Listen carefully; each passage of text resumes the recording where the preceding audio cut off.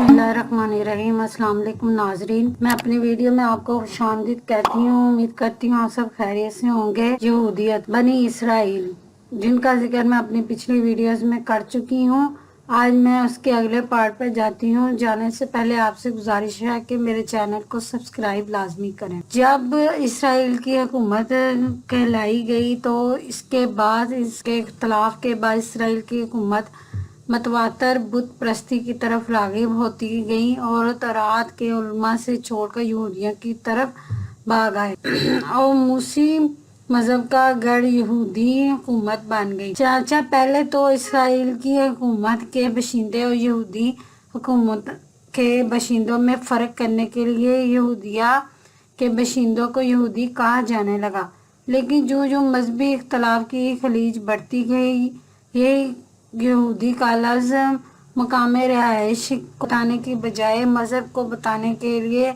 इस्तेमाल होने लगा। अजीज़ और नहमिया वो नबियाँ के ज़रिए जब यहूदिया दोबारा बसाया गया और मज़हब मूसी की भाग दौड़ गली तौर पर यहूदियों के लोगों के हाथ में आ गई तो यहूदी का लफ्ज़ नस्ल इम्तियाज मकामी रिहाइश के मायने से बिल्कुल अलग होकर मजहबी मौसूमी के पैरों के मानों में इस्तेमाल होने लगा।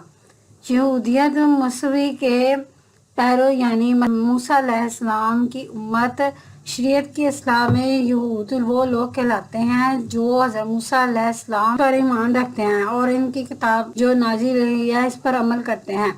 ये मज़हब मुहर्रफ मनसूख हो चुका है। यहूदी उलमा ने तौरात में भी बेपनाह तहरीफात कर दी हैं। अब इसकी सही तफसीलात जानना मुश्किल है, अलबत्ता कुरान करीम से मालूम होता है कि तमाम आसमानी मज़ाहिब बुनियादी अकायद में मुत्तफ़िक होते हैं, जैसे अल्लाह ताला, रबूबियत और वहादनियत का अकीदा, रसालत का अकीदा और बहसत बाद अल मौत का अकीदा वगैरह।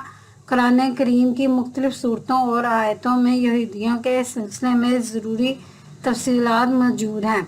यहूदी अपनी नस्ली तफास्खुर और अपनी कौम में इन अंबिया और सलातीन की कसीर तादाद से इतने गुरूर और तकब्बुर में मुब्तला हो गए कि जहाँ एक वक्त में दुनिया की अफजल तरीन कौम शुमार होते थे, गुरूर और तकब्बुर की वजह से खुदा की नज़र से इतने ज़्यादा गिरे कि इन पर कुरान करीम की ज़ुबान में मंसूब का लफ्ज़ अतलाक होने लगा। इसमें राज बदात, वलादनियत, खुदा फरामोशी, मुखालफत, कत्ल व अंबिया के इर्तिकाब वगैरह अमाल भी इनके ज़िम्मे हैं, जो अल्लाह ताला ने कलाम पाक में सूरत अल-अरफ़ाफ में आयत 167 में इरशाद फरमाया है। और जब आपने रब के साफ ऐलान कर दिया कि वो इन पर क़यामत के दिन ज़रूर ऐसे लोग भेजता रहेगा जो इनको बदतरीन अजाब छिकाते रहेंगे,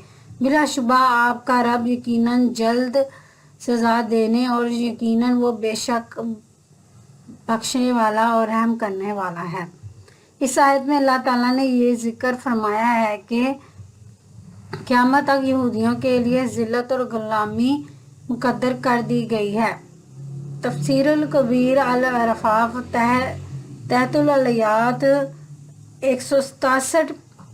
इस आयत का मानी ये है कि ए हबीब सल्लल्लाहु अलैहि वसल्लम, आपके रब ने यहूदियों के आबाओ अजदाद कौन हैं अंबिया अलैहिस्सलाम की ज़बानी खबर कर दी थी।